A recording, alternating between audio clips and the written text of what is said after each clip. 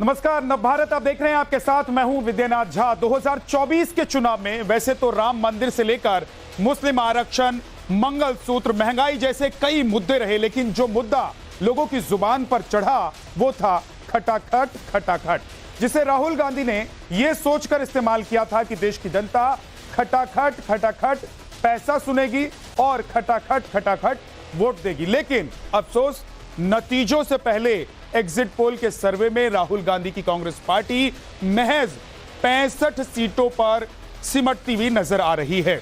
यानी कि सर्वे के नतीजों में तब्दील होने पर राहुल गांधी को 4 जून के नतीजों के बाद एक बार फिर से लॉन्च करना होगा।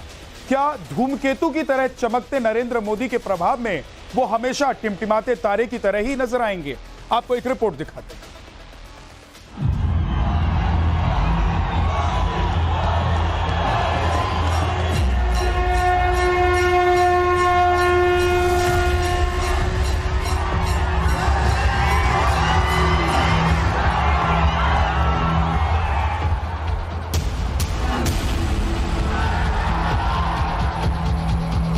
तीन बार बहुमत हासिल करना ये इतिहास रचने जैसा है।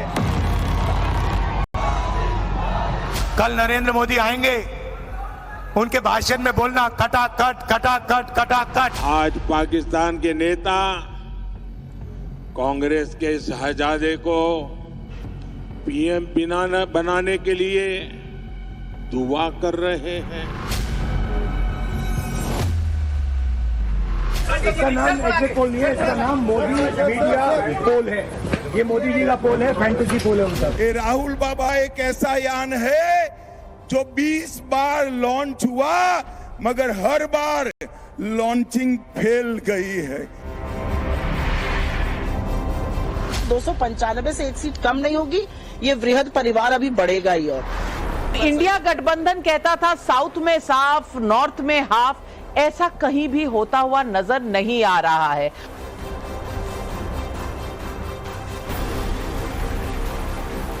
राहुल गांधी की एक बार फिर लॉन्चिंग फेल होती नजर आ रही है। एक बार फिर लग रहा है कि राहुल को लंबी पदयात्रा करके जनता के मूड को भांपना और समझना होगा।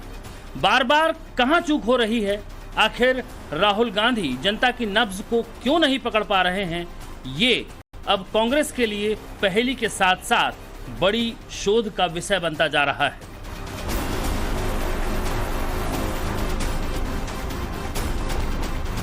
टाइम्स नाउ नवभारत के साथ साथ देश के तमाम न्यूज चैनल के एग्जिट पोल के आंकड़ों ने इंडी गठबंधन की हवा टाइट कर दी है। जो इंडी गठबंधन मोदी के 400 पार के नारे को शिगूफा बता रहा था, मोदी को 7 समंदर पार भगाने की बात कर रहा था, मोदी की साधना को सवालों में ला रहा था, वो इंडी गठबंधन खुद के छिपने के लिए अब जगह तलाशता नजर आ रहा है।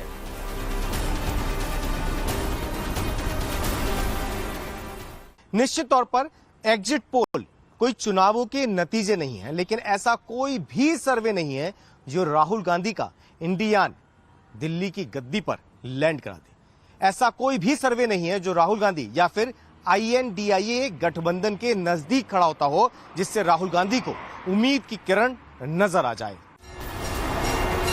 पहले चरण के मतदान से लेकर अब तक मोदी के विजयी शंखनाद 400 पार के आंकड़े को हवाई बताने में उलझी कांग्रेस और राहुल गांधी बहुमत के पास भी खड़े नजर नहीं आ रहे हैं। इंडिया अलायंस के सारे सूरमा अब सीन से गायब होते जा रहे हैं, लेकिन मीडिया के कैमरे एग्जिट पोल पर रिएक्शन ले रहे हैं, और जो रिएक्शन आ रहे हैं वो बेहद हड़बड़ी में और तमतमाए हुए मूड के साथ आ रहे हैं। सारी साख राहुल गांधी की लगी है, इसीलिए सबसे पहले राहुल गांधी का ही रिएक्शन देखिए। राहुल जी, एग्जिट पोल, इसका नाम एग्जिट पोल नहीं है ब्रदर, इसका नाम एग्जिट पोल नहीं है, इसका नाम मोदी मीडिया पोल है। ये मोदी जी का पोल है, फैंटेसी पोल है उनका। Thank you. कितनी सीटें आ रही हैं आपके हिसाब से? सिद्धू मूसेवाला का सॉन्ग सुना आपने? 295। तमतमाए हुए राहुल ने सिद्धू मूसावाला के सॉन्ग पर 295 का नंबर तो दे दिया, लेकिन एग्जिट पोल का जो आंकड़ा सामने आ रहा है वो कांग्रेस को 65 सीट दे रहा है, वहीं बीजेपी को 315 सीट। एग्जिट पोल के बाद 295 के नंबर के लिए कांग्रेस और इंडी गठबंधन ने बाकायदा मीटिंग की है। और उसके बाद इस नंबर को मार्केट में फ्लोट किया है, तभी हर नेता एक सुर में इसी नंबर से चिपका हुआ है। साथ में एक लाइन ये जोड़ने का भी आदेश दिया गया होगा कि एग्जिट पोल को मोदी मीडिया का पोल बताना है। मल्लिकार्जुन खड़गे का दावा है कि हम कम से कम 295 सीटें लाने जा रहे हैं। वहीं अरविंद केजरीवाल का दावा है कि इंडिया गठबंधन को 295 से अधिक सीटें मिल रही हैं। बड़ा साइंटिफिक तरीके से हम लोगों को अंदाजा है कि हम कितनी सीटें जीत रहे हैं। 295 से एक सीट कम नहीं होगी। ये वृहद परिवार अभी बढ़ेगा ही। और तो मुझे लगता है जनता के एग्जिट पोल में और सरकारी एग्जिट पोल जो टीवी पर दिखाकर झुंझुना चलाया जा रहा है, उसमें बहुत अंतर है। राहुल गांधी ने इस चुनाव को हल्के में ले लिया या जनता ने राहुल को हल्के में ले लिया, ये समझ से परे है। 4 जून के नतीजों के बाद निश्चित तौर पर इंडी गठबंधन इस बात पर मंथन करेगा, लेकिन नतीजों से पहले सर्वे के आधार पर अकेले राहुल का एनालिसिस करें तो ये समझ आ गया कि राहुल जितना खटाखट सोच रहे थे, उतना ही फटाफट वोटर उनसे दूर हो रहा था। कल नरेंद्र मोदी आएंगे, उनके भाषण में बोलना खटाखट खटाखट खटाखट। गरीबी हटाने का जो काम कांग्रेस 70 सालों से नहीं कर पाई, राहुल गांधी 2024 में खटाखट करने जा रहे थे। लेकिन राहुल का खटाखट इफेक्ट किसी राज्य में मैजिक नहीं कर पाया। ऐसा सर्वे में तो सामने आ ही गया।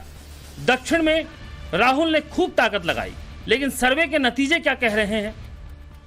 बीजेपी अगर 9 जीत रही है, आधे से ज्यादा बीजेपी का वोट शेयर देखिए। बीजेपी का वोट शेयर 11% का गेन है। बीजेपी को 31% बीजेपी का वोट शेयर, इंडी अलायंस का 36% और अदर्स को 33% वोट जा रहा है।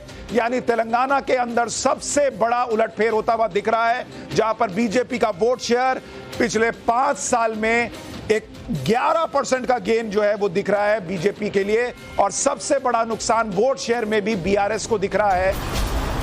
सर्वे कह रहा है कि 17 सीटों वाले तेलंगाना में कांग्रेस महज 6 से 7 सीटें ला रही है।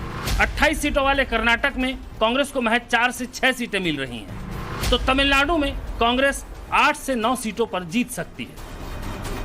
ये राहुल बाबा एक ऐसा यान है जो 20 बार लॉन्च हुआ, मगर हर बार लॉन्चिंग फेल गई है। दरअसल मोदी के आगे राहुल का अनुभव कच्चा ही साबित हो रहा है। एक तरफ एनडीए के पास वार पलटवार के लिए अनुभवी नेताओं की फौज है, तो वहीं राहुल एक उलझे हुए नेता के तौर पर सामने आ रहे हैं। अगर आप गरीबी रेखा के नीचे हो, आपके बैंक अकाउंट में हर साल 1 लाख रुपया, 8,500 रुपया महीने का खटाखट खटाखट खटाखट खटाखट आता रहेगा और एक झटके से हिंदुस्तान से हम गरीबी को मिटा देंगे। कांग्रेस के शाहजादे ने अभी घोषणा की, आप भी सुनकर के हंसोगे। उन्होंने घोषणा की, एक झटके में देश की गरीबी हटा दूंगा। अब बताओ भाई, हंसी आएगी कि नहीं आएगी? ऐसे लोगों पर कोई भरोसा करेगा क्या? ये शाही जादूगर इतने बरसों तक कहां छुपा था? ये झटके वाला मंत्र लाए कहां से? केरल के आंकड़ों से कांग्रेस थोड़ा संतोष कर सकती है, क्योंकि एग्जिट पोल का सर्वे कांग्रेस को 20 सीटों में से 11 से 12 सीटों पर जीत की संभावना दिखा रहा है। केरल के वायनाड से खुद राहुल गांधी चुनाव मैदान में हैं, लेकिन राहुल गांधी के लिए वायनाड से अच्छी खबर आ सकती है। मगर आंध्र प्रदेश जैसे बड़े राज्य में कांग्रेस 0 पर है, गोवा में 0 पर है। वहीं उत्तर पूर्वी भारत में आइए तो नॉर्थ ईस्ट के 7 राज्यों की कुल 11 सीटों में कांग्रेस मणिपुर में 1 सीट जीतने जा रही है। यूटी में आए तो यहां भी कांग्रेस का बुरा हाल है। चंडीगढ़ में 0, हां लद्दाख, लक्षद्वीप और पुडुचेरी कांग्रेस के खाते में जाता हुआ दिख रहा है। सीट नहीं, गुल्लक के सिक्के गिरने जैसी हालत है। देश की सबसे पुरानी पार्टी का ये हाल किन वजहों से हुआ है, इस पूरी कांग्रेस को समझना होगा। क्योंकि जिसके कंधे पर नेहरू गांधी परिवार की विरासत बचाने की जिम्मेदारी है, वो बेटा तो मोदी की तीसरी लहर में उड़ता हुआ नजर आ रहा है। भाई और बहनों, मैं आपको अपना बेटा सौंप रही हूँ।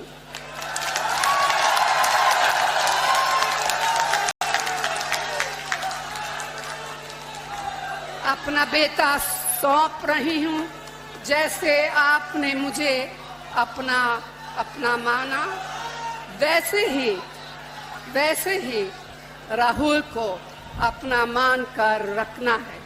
उनकी माता जी भी वहां गई प्रचार करने के लिए और रायबरेली में जाके कहा कि वो अपना बेटा उनको सौंप रहे हैं। रायबरेली में उनको 50-50 साल से इस परिवार की सेवा करने वाला एक भी कार्यकर्ता नहीं मिला जिनको वो रायबरेली में पसंद करना चाहते हो। ये प्रॉपर्टी का भाव। और भाइयों बहनों, रायबरेली वाले पूछते हैं कि बेटे को रायबरेली देने आई हो, लेकिन रायबरेली में जब कोविड के कारण लोग परेशान थे, क्या आपको एक बार रायबरेली आने का मौका नहीं मिला क्या? और आज कह रही हो कि आप अपने बेटे को रायबरेली सुपुर्द कर दो। रामलला से लेकर संविधान तक बीजेपी को हर मोर्चे पर राहुल ने घेरने की कोशिश की।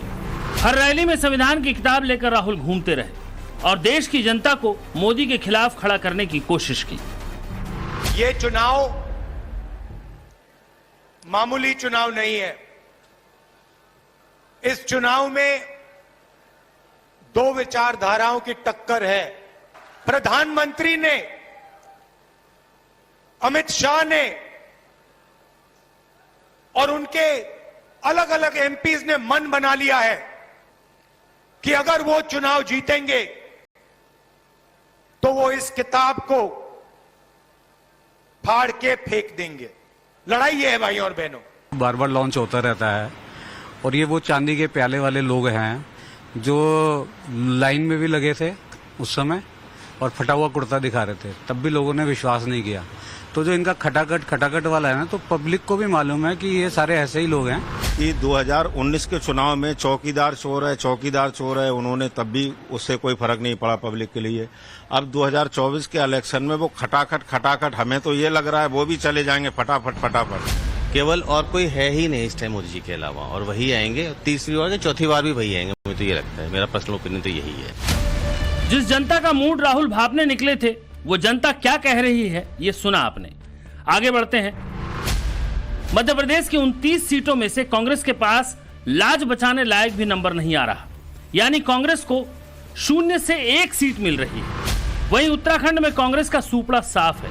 हिमाचल में भी कांग्रेस 0 से 1 सीट पर ही इज्जत बचा पा रही है और जम्मू कश्मीर की 5 सीटों में से कांग्रेस को सिर्फ 1 सीट ही मिलने की संभावना है। साथियों, आपने देखा होगा ये कांग्रेस के शहजादे पिछले 5 साल से सुबह उठते ही माला जपना शुरू करते थे। जब से उनका राफेल वाला मामला ग्राउंडेड हो गया, तब से उन्होंने एक नई माला जपना शुरू किया। 5 साल से एक ही माला जपते थे। 5 उद्योगपति, 5 उद्योगपति, 5 उद्योगपति।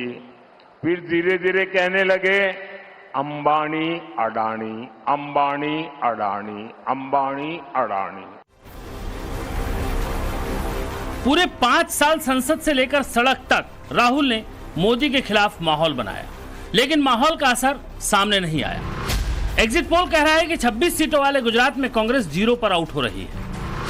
झारखंड में भी राहुल की कांग्रेस का निराशाजनक प्रदर्शन सामने आया है, वहां भी कांग्रेस 0 पर आउट है। अब आइए 2 लड़कों की जोड़ी वाले उत्तर प्रदेश में। 80 सीटों वाले यूपी में राहुल इंडी गठबंधन के तहत 17 सीटों पर अखिलेश की समाजवादी पार्टी के साथ चुनाव लड़ रहे थे। राहुल और अखिलेश ने यूपी में जमकर सियासी बवाल काटा। बहन प्रियंका का भी साथ मिला, लेकिन नतीजा क्या रहा? रायबरेली के साथ राहुल एक और सीट यानी कुल 1 से 2 सीटों पर इज्जत बचा पा रहे हैं। वहीं योगी का पावर जोरों पर है। बीजेपी को सर्वे 61 से 64 सीटें दे रहा है। 80 में से 80 सीटों का दावा करने वाले अखिलेश की मेहनत थोड़ा रंग लाती दिखाई दे रही है, जिसे एग्जिट पोल में 9 से 11 सीटें मिल रही हैं।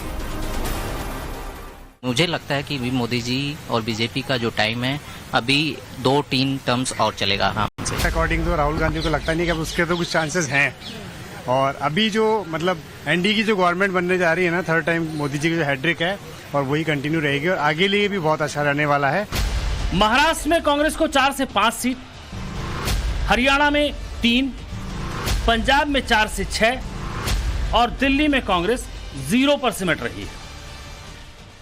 आज पाकिस्तान के नेता कांग्रेस के शहजादे को पीएम बनाने के लिए दुआ कर रहे हैं, लेकिन मजबूत भारत तो अब मजबूत सरकार ही चाहता है।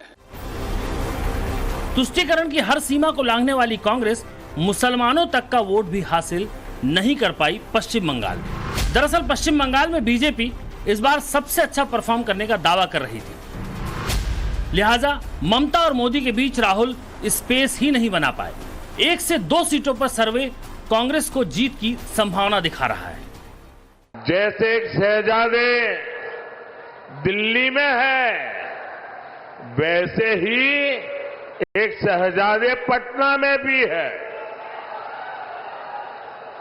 एक शहजादे ने बचपन से पूरे देश को और दूसरे शहजादे ने पूरे बिहार को अपनी जागीर समझा है।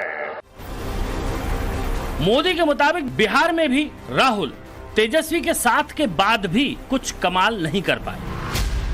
सर्वे का जो आंकड़ा है उसमें बिहार में कांग्रेस 2 से 3 सीटों पर अपना दम दिखा सकती है। एक बार फिर 400 पार। मोदी का यह नारा विरोधियों को माइंड गेम नजर आ रहा था, लेकिन मोदी को और मोदी की प्लानिंग को विपक्ष यानी ना तो राहुल और ना ही इंडी गठबंधन के दूसरे नेता समझ पाए और सर्वे का नतीजा एनडीए को 358 सीटों तक ले आया। वहीं इंडी गठबंधन महज 152 सीटों के पास यानी बहुमत से कोसों दूर खड़ा दिखाई दे रहा है। अगर ये सर्वे नतीजों में तब्दील हो गए तो फिर राहुल का क्या होगा? अब की बार वो कौन सा सियासी हथियार लेकर मोदी के सामने आएंगे या फिर अपनी ही पार्टी में हाशिए पर चले जाएंगे? ये बड़ा सवाल है। ब्यूरो रिपोर्ट, टाइम्स नाउ, नव भारत।